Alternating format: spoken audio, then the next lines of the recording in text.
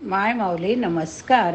विविध ग्रंथातील एक महान ग्रंथ श्री संत एकनाथ महाराज कृत श्री भावार्थ रामायण कथासार अभिवाचन करत आहे. भाग सुंदरकांड 27वा भाग. प्रथम श्री गणेशाला वंदन करून अभिवाचनाला प्रारंभ करते. सीतेने हनुमंताला तिच्या वेणीतील मणी दिला होता. रामाबद्दलच्या काही गोष्टी खुणेच्या म्हणून सांगितल्या होत्या. त्याचे मारुतीला स्मरण होतेच. त्यानेच तिला आपण आश्वासन दिले. तो स्वतः रामदर्शनासाठी फार आतुर झाला होता. त्याने उड्डाण करण्यासाठी उत्तर तीरावर एखाद्या डोंगर दिसतो का हे पाहिले. अरिष्ट नावाचा उंच पर्वत त्याला दिसला. त्या महाकाय मारुतीने त्या पर्वतावर घट्ट पाय रोविले व रामनामाच्या मोठ्याने उच्चार करून त्याने सागरावरून उत्तरेकडे उड्डाण केले. त्यावेळी तो पर्वत मारुतीच्या भाराने दडपला गेला. जमिनीत सपाट झाला. सागराच्या पलीकडे महेंद्र पर्वत दिसू लागला. तेथूनच मारुतीने लंकेत येताना उड्डाण केले होते. त्याच्या दर्शनाबरोबरच तेथे बसलेल्या अंगद, जांबवान आदी वानरांना तो आकाशातून येताना दिसला.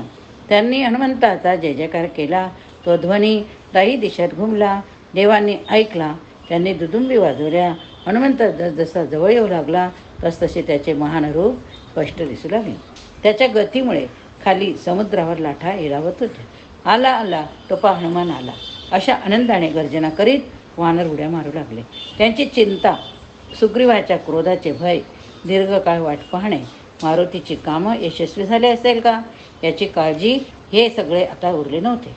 पण मारुती आल्यावर काय सांगतो याची उत्कंठा तर खूपच लागली होती.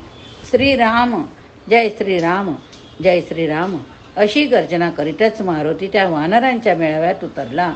मग त्याने सौम्य रूप धारण केले. जो तो त्याची चौकशी करणार. काय काय झाले असे विचारू लागला. मारुती दमला होता. घामाघूम झाला होता. सर्वांनी त्याला शीतलोपचार केले. तो ताजातवाना झाला. त्याच्या मुद्रेने आनंद ओसंडत होता. काय सांगून काय नको, काय सांगून काय नको असं त्याला झालं. मग त्याने एकाच वाक्यात सांगितलं, लंकेत अशोक वनात सीतेला बंदित ठेवले आहे.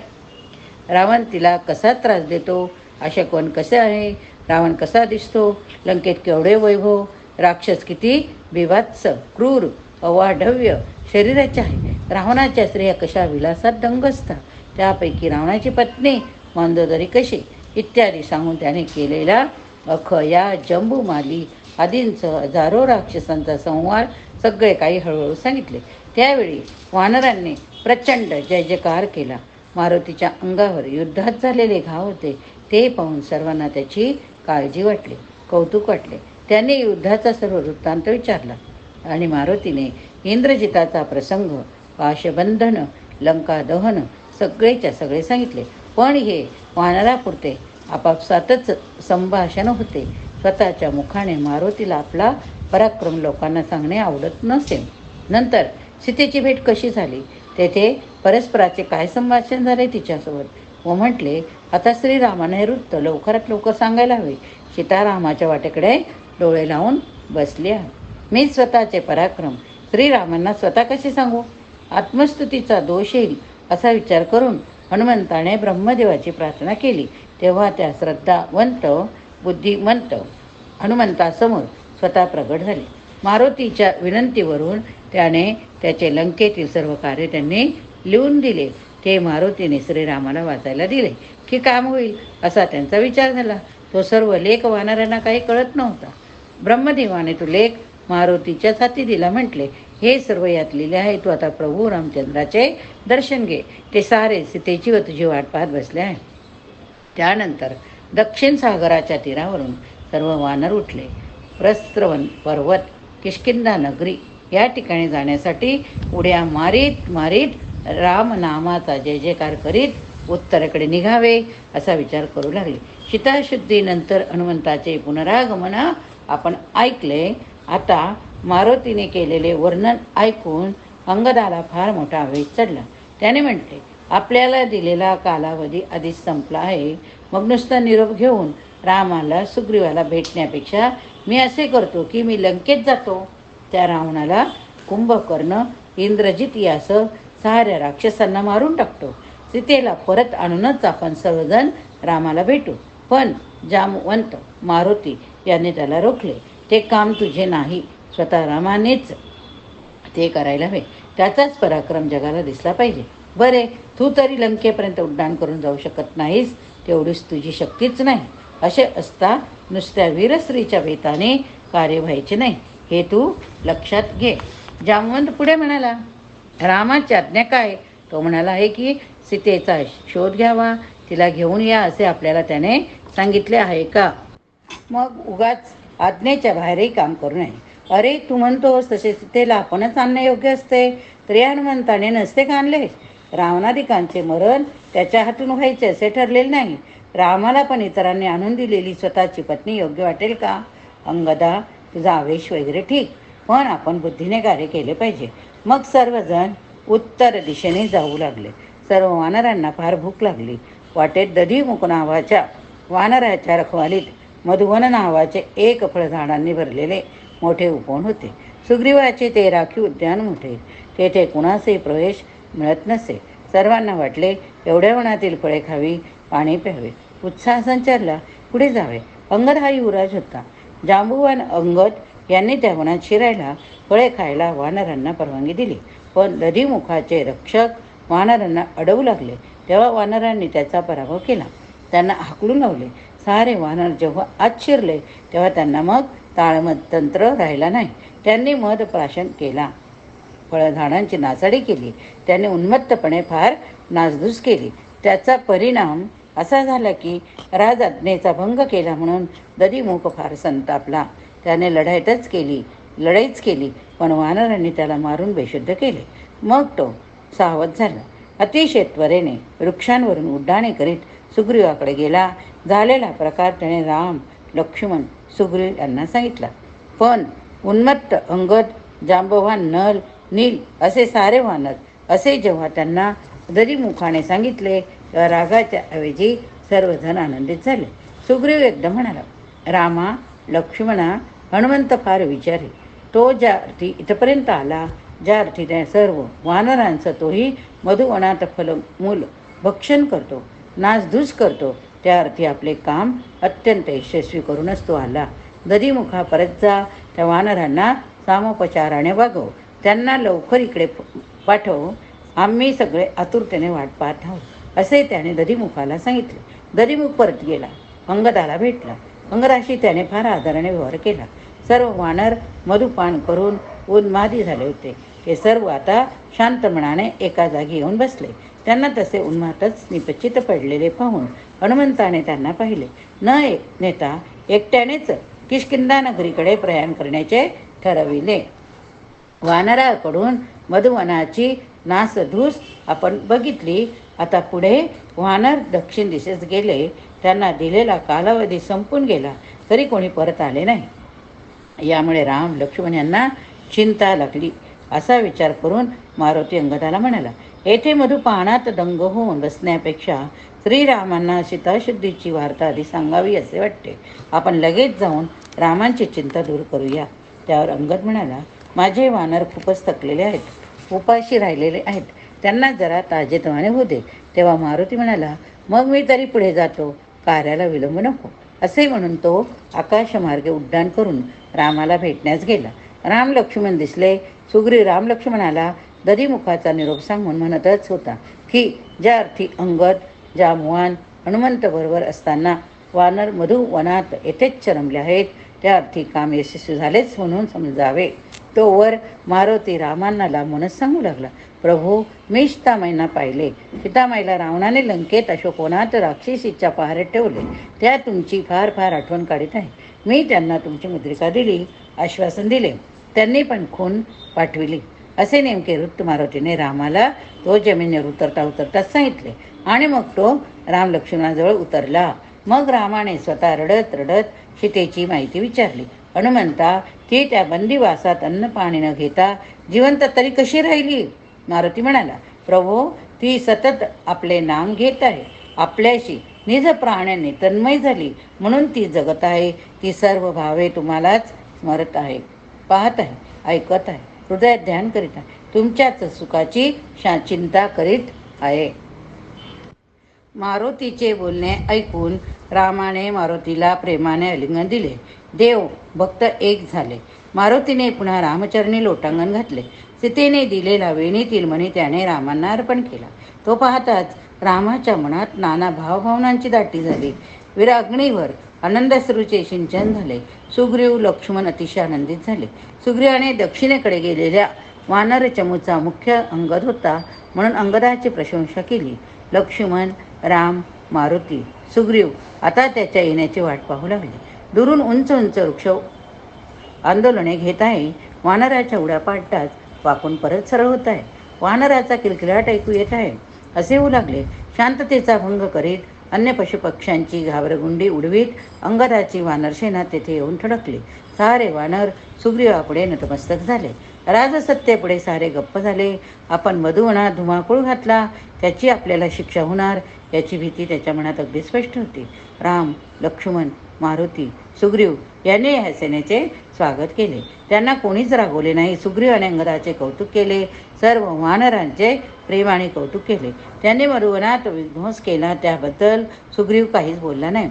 अंगदाने सुग्रीव, राम, लक्ष्मण यांना नम्रपणे वंदन केले. मग रामाने अंगदाला मृदुस्वराने विचारले, अंगदा, तुमचा चमू दक्षिणेकडे गेला तेव्हा तुम्हाला काय काय अनुभवायला आले? कोणते प्रदेश तुम्ही पाहिले? सारे ऐकण्यासाठी आम्ही फार आतुर झालो. तू सांगशील का? तेव्हा अंगदाने दक्षिण समुद्रापर्यंतचा प्रवास कसा झाला तो सर्व वृत्तांत सांगितला. दंडकारण्यात वानरावर ब्रह्म राक्षस कसा धावून आला, मारुतीने त्याला कसे मारले, त्या वनात कोणीही प्राणी जिवंत कसा राहत नसे, पण राक्षसाला मारल्यावर दंडी ऋषींनी ते वन शापमुक्त कसे केले. पुढे हनुमंता मागोमाग सर्व वानर एका विवरात शिरले. तेथे हनुमंताशिवाय सगळे अचेतन झाले. पण मारुतीने सर्वांचे प्राणरक्षण केले. तेथे स्वयंप्रभा नावाची मनुकन्या त्यांना कशी भेटली. तेथे वानरांना फलाहार जलपान मिळून ते ताजेतवाने कसे झाले. नंतर तेथे त्या सर्व वानरांना नेत्र मिटावयास सांगून दिव्य सिद्धीच्या बळाने दक्षिण समुद्राच्या तीरावर नेमके पोहोचवले. सर्व वानर महेंद्र पर्वताच्या पायथ्याशी समोर सागराच्या प्रचंड लाटा उडत आहे अशा ठिकाणी दिग्मूढ अगणिकट स्थितीत कसे बसले. जटायूचा उल्लेख कसा केला गेला तेव्हा त्याचा बंधू संपाती कसा भेटला. त्याने लंकेत शिताबंदीत आहे हे त्याला माहीत होते. ते वानरांना सांगितले. रामनामाच्या श्रवणाने त्याला पुन्हा पंख प्राप्त झाले. तो वानरांना यश येवो असा आशीर्वाद देऊन दूर उड्डाण करून गेला. सर्व वानरांचे सामर्थ्य सागर ओलांडून जाणे इतके नव्हते, पण मारुती स्वतः शतयोजन समुद्र ओलांडण्यासाठी महेंद्र पर्वतावरून उड्डाण करून गेला. इतका वृत्तांत सांगितला. अंगद श्रीराम संवाद आपण ऐकला. आता पुढे अंगदाला जेवढे स्वतःला माहीत होते तेवढे त्याने सांगितले. मारुतीने कोणता पराक्रम केला त्याला विचारले तर तो स्वतः सांगणार नाही, कारण आत्मस्तुती त्याला आवडत नाही. त्यावेळी ब्रह्मदेवाने हनुमंताचा पराक्रम एका पत्रात लिहून दिला होता. तो वाचण्यात आला. लक्ष्मण वाचू लागला. रामनामाच्या उच्चाराने भवसागर तरुण जाता येतो, तर रामाने दिलेली त्याची मुद्रिका स्वतःजवळ असताना साधा शतयोजन सागर का ओलांडता येणार नाही. अशा दृढ श्रद्धेनेच हनुमंत समुद्रापार लंकेत जाऊ शकला. त्या पत्रात हनुमंताचे सागरावरून उड्डाण, मैनाक पर्वताचे सहाय्यार्थ समुद्रातून वर येणे, सुरसा राक्षसीने मारुतीशी केलेला संघर्ष, सिंह केला ठार केले, पडलंकेत विध्वंस केला, लंकेतील दिवे मालवून गोंधळ केला, इंद्रजित, कुंभकर्ण, विभीषण यांच्या स्थानात केलेला शोध, रावणाच्या शय्यागृहात हनुमंताने लपून मंडोदरीचा रावणाचा संवाद कसा ऐकला, अशोकवनात धृती गेल्यावर तिच्या मागोमाग मारुती कसा गेला, मारुतीला सीता भेटली, मारुतीने तेथे गुप्तपणे बसून परिस्थितीचे अवलोकन कसे केले, हा सर्व वृत्तांत ब्रह्मदेवाने नेमकेपणाने लिहिला होता. लक्ष्मणाने तिथपर्यंत वाचला. हनुमंत प्रताप वर्णन आपण बघितले. आता पुढे ब्रह्मदेवाने जे पत्र लिहिले होते ते लक्ष्मण पुढे वाचित होता. हनुमंताने आपल्या पुच्छाचा उपयोग करून लंकेतील राक्षसांना गुप्तपणे कसा उपद्रव दिला, रावणाच्या सभेत अंधार पाडून त्याने केवढा गोंधळ घातला, रावणावर आघात करून त्याला जरब कशी बसविली हे त्याने वाचले. नंतर मारुती पुन्हा अशोकवनात गेला, लपून बसला. रावण तिथे आला.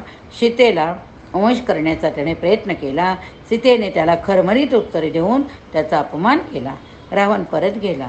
सीतेला त्रास द्या, मारण्याच्या धमक्या द्या इत्यादी सूचना देऊनच गेला. खूप दुःख करीत बसलेल्या सीतेला गुप्त जागी लपून बसून मारुतीने रामाचे चरित्र गायन करून आनंद दिला. तिच्या हातात वरून मुद्रिका टाकली. मग सीतेची भेट घेतली. राम लक्ष्मणाची विरहावस्था वर्णन करून सांगितले.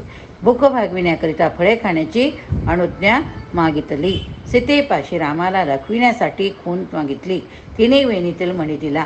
मग मारुतीने अशोकवनात झाडांची नासधूस केली. वनकर धोंडे मारू लागले, त्यांना आपटून ठार केले. मग रावणाने अनेक राक्षस मंत्रीपुत्र रावणाचा पुत्र अक्षय यांना त्याच्या प्रतिकारार्थ पाठविले. पण मारुतीने त्या सर्वांना उच्छाने आवळून आपटून मारले. मग रावणपुत्र इंद्रजित आला. त्याआधी असाळी राक्षसीला मारुतीने मारले. इंद्रजिताचे मारुतीचे फार तुंबळ युद्ध झाले. हा सर्व वृत्तांत रामाने व इतर सर्वांनी ऐकला. इंद्रजिताने ब्रह्मास्त्र योजले तर तू स्वतःला बांधून घे असे ब्रह्मदेवाने मारुतीला सुचविले. मारुतीला रावणाच्या सभेत पुन्हा जाऊन रामदूत म्हणून त्याला ताकीद देण्याची इच्छा होती, म्हणून मारुतीने ते मान्य केले. त्याने ब्रह्मपाशांनी स्वतःला बांधून घेतले. इंद्रजिताने त्याला बांधून सभेत नेले. तेथे बद्ध अशा मारुतीवर अनेक राक्षसांनी शस्त्रे मारली, पण त्याच्यावर कशाचाच परिणाम झाला नाही. रावण चिडला. त्याने खड्गाचा प्रहार त्याच्यावर केला, पण खड्गच मोडून पडले. शेवटी रावणाने मारुतीला तू कोण वगैरे विचारले. रामाचा दूत म्हणून मी तुला सूचना देत आहे की सीतेला रामाकडे परत नेऊन दे व त्याची क्षमा माग, नाही तर सर्व लंकेसह तुझा नाश करण्यासाठी राम येत आहे असे मारुती म्हणाले. पण रावणाने त्या सूचनेची चेष्टा केली.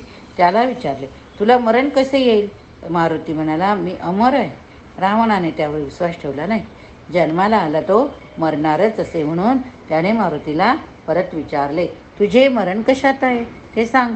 मारुतीने फार धूर्तपणाने सांगितले, माझे उच्च हेच माझे प्राण. उच्च जर जाळले तर ते मी मरेन. रावणाला ते खरे वाटले.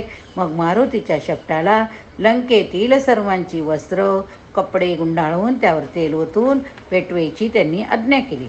पण मारुतीचे शपूट फारच लांब झाले हो. ते पेटवले. मारुतीने एकदम प्रचंड रूप धारण करून सभागृह पेटवले. बाहेर पडून लंकेतील घराघरातून पुच्छाने आगी लावल्या. लंका नगरी त्याने जाळली. समुद्रावर जाऊन पुच्छ पाण्यात विझवली. रामकृपेने सीता अशोकवनात सुरक्षित होती. त्याने सीतेचा निरोप घेतला. स्वतः सीतेला खांद्यावर बसवून घेऊन जातो. रामाची तुझी भेट घडवितो असे म्हटले, पण ते उचित नाही. हे सांगून सीतेने मारुतीला सुखरूपपणे परत जावे असा आशीर्वाद दिला. नंतर मारुतीने सागरावरून परत उड्डाण केले. आधी सर्व वर्णन ब्रह्मदेवाने पत्रात लिहिले होते. ते लक्ष्मणाने वाचून दाखवले. सर्वांना खूप आनंद झाला. अशा प्रकारे ब्रह्मदेवाच्या पुत्रावरून हनुमंताचा पराक्रम राम लक्ष्मणाला कळला. त्यावेळी सर्वांना हनुमंताचे किती कौतुक करावेच कळेना. वानर वीर त्या पर्वताच्या उतारावर सर्वत्र विखरून बसलेले होते. सर्व दिशांना जाऊन निराश होऊन परत आलेले थकलेले होते. त्या सर्व वानरांनी अंगदाचा हनुमंताचा जय जयकार केला. त्यांच्या या ध्वनीने वानर सुलभ किलकिलाटाने तो पर्वत दुमदुमला. सीता कोठे हे कळले आहे. आता यापुढील योजना काय करायची याचा विचार राम लक्ष्मण सुग्रीव आपापसात करू लागले. ब्रह्मदेवालिखित हनुमंताच्या पराक्रमाचे संक्षिप्त वृत्त आपण ऐकले. आता ब्रह्मदेव स्वतः रामाला भेटण्यासाठी आला. तो रामाला म्हणाला, मी पत्रात लिहिलेल्या पराक्रमाच्या गोष्टी थोड्या संक्षिप्ताने दिल्या.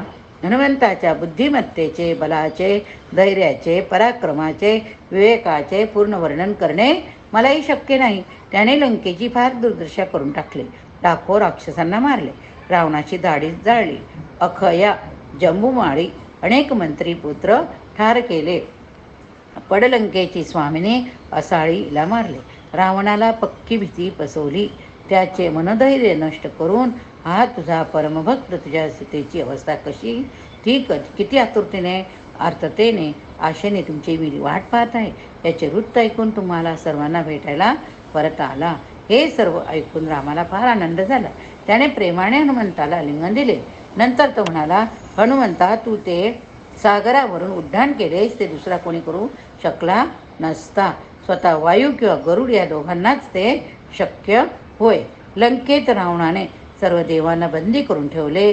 त्या नगरात कुणालाही नुसता प्रवेश करणेही शक्य नसताना तू एकट्याने तेथे जाऊन जे पराक्रम केलेस त्याला कोठेच तुलना नाही. तुझे कार्य केलेस त्यामुळे तुझी कीर्ती या त्रैलोक्यात चिरकाल दुमदुमत राहील.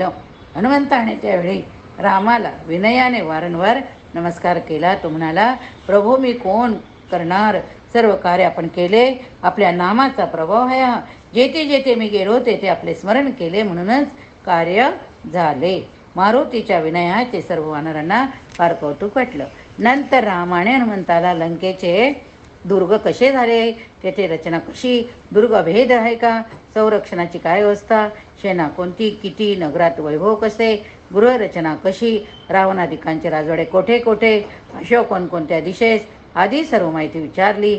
हनुमंताने लंकेचा विस्तार, तिच्या भोवतीचा भयंकर सुसरी महामत्स्य याने भरलेला सागर, दुर्गम लंकेची दुर्गमता वाढवणारे सर्वत्र खणलेले खंदक, त्याचे रक्षण करणे, चतुरंग सैन्य, तोफखाना, शस्त्र अस्त्रे, लोकांचे यज्ञादी अर्चनादी सर्व दुष्ट प्रवृत्ती केले जाणारे उद्योग, रावणाचे 21 मजली सदन, अंतपूर, रथ, विमानाची जागा, विमानाचं वैशिष्ट्य इत्यादी सर्व माहिती राम, लक्ष्मण, सुग्रीव यांना सांगितले.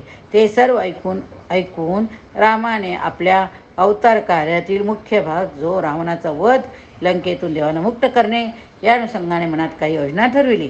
सीतेची विरहावस्था रामाला स्वतःच्या विरहवेतेचा प्रतिध्वनीच वाटत होता. केव्हा त्या लंकेत जातो, सीतेला मुक्त करतो, अशी उत्कंठा त्याला लागली. सीतेने पंचवटीत तेथे केलेल्या दोषारोपाबद्दल लक्ष्मणाची क्षमा मागितली. ती अनुतापाने रडत आहे. आपल्याच कुकर्माचे फळ म्हणून आपली दुर्दशा झाली असे म्हणत आहे. हे जेव्हा हनुमंताने सांगितले तेव्हा लक्ष्मणाच्या नेत्रातून अश्रू डोळू लागली. रामाच्या आश्वासनाने तो जरा मनाने स्थिरावला. या सर्व प्रसंगात सुग्रीव, अंगद आदी वानर राम लक्ष्मणाची दृढ भक्ती मैत्री भावनेने बांधले गेले. रामाच्या कार्यासाठी सर्वजणांनी प्राणार्पण करण्याच्या प्रतिज्ञाही म्हणवण केल्या. रामाने सुग्रीवाला जवळ बोलावले. म्हटले, आपल्याला सर्व वानर सैन्यासह किष्किंधा प्रस्त्रवण पर्वत सोडून आजच दक्षिण दिशेकडे जायचे आहे. किष्किंधा नगरीचे रक्षण, तेथील वानर, स्त्रिया, बालक, राजवैभव आदींचे संरक्षण करण्यासाठी अत्यंत शूर बलवान वानराची योजना कर. विजयादशमीच्या मुहूर्तावर आपले पूर्वज राजा रघु यांनी विजय संपादन केला होता. कुबेराने त्याच दिवशी अपार धनाचा स्वर्गातून त्यांच्यासाठी वर्षाव केला.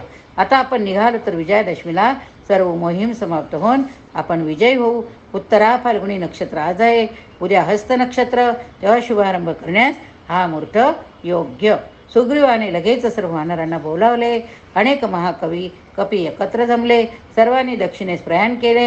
यासाठी काय करायचे त्या संबंधी आज्ञा दिल्या. तो म्हणाला, नील वानराने सर्वांच्या पुढे मार्गदर्शन करण्यासाठी राहावे. त्याच्याबरोबर शतसहस्त्र वानर असतील. वाटेत फलमुलाचा आहार मिळेल. वानर भुकेने व्याकुळ होणार नाही. अशा मार्गाने सैन्य घेऊन चल. नीलाने रामापुढे, सुग्रीवापुढे साष्टांग नमस्कार केला. त्यानंतर गज, गवाक्ष, शरभ, गंधमादक, गंधहस्ती या वानराने कसे मागोमाग चालावे ते ठरविले. अंगदाने असंख्य वानरासह मागोमाग गमन केले. सुग्रीवाबरोबर मुख्य सेनापतीसह कोट्यावधी वानर रामनामाची गर्जना करीत चालू लागले. वृक्षावर चढून वृक्षावरून उड्या मारीत चालले. वानर राज सुग्रीवाने राम लक्ष्मण यांना पायी चालावे लागू नये म्हणून हनुमंत, अंगद यांनी अनुक्रमे रामाला, लक्ष्मणाला आपापल्या खांद्यावर घ्यावे असे सांगितले. राम लक्ष्मणांना तशी विनंती केली. जेव्हा हनुमंताने रामाला खांद्यावर घेतले तेव्हा हनुमंताला झालेला आनंद काय वर्णन करावे बरे त्याचे. अंगदाने लक्ष्मणाशी एवढी गट्टी केली होती की त्यांचे आपापसातले प्रेम पाहून राम सुग्रीवादी फार सुखावले. मैत्रीचा महामंगल महिमा या राम सुग्रीवाच्या सहकार्याने, सहवासाने, सहभावाने जगाच्या पुढे उदाहरण म्हणून विख्यात झाला. सर्व वानर सेना अहोरात्र चालत होती. जेव्हा ते थकत असत तेव्हा थांबत असत. रामकार्याचा उत्साह सर्वांच्या अंतरंगात संचारला होता. वने अरण्ये पर्वत नद्या दऱ्या विस्तीर्ण पटारे मोकळ्या सपाट जागा सर्व प्रदेश ओलांडीत सर्व सेना दक्षिण समुद्रापर्यंत पोचली. समुद्राचा विस्तीर्ण निळा पसारा त्याची गर्जना यांनी ती कोठ्यावरी वानर सेना परम आनंदाने उत्साहाने आरोळ्या मारू लागली. जय श्रीराम जय श्रीराम. त्यावेळी नामे कोंदले अंबर, नामे कोंदला सागर, नामे कोंदले चराचर, नामे वानर गर्जती, गिळोनी समुद्राचा ध्वनी, नाम कोंदले जीवनी. नामे कोंदली अवनी, नाम त्रिभुवनी कोंदली, अशी स्थिती झाली. रामाचे दक्षिण सागराजवळ आगमन आपण ऐकले. या पुढील भाग आपण पुढच्या भागात बघूया. श्रीरामचंद्राय नमः. चरितं राम रघुनाथस्य शतकोटी प्रविस्तरम् एकैकाक्षरं पुंसां महापातकनाशनम्.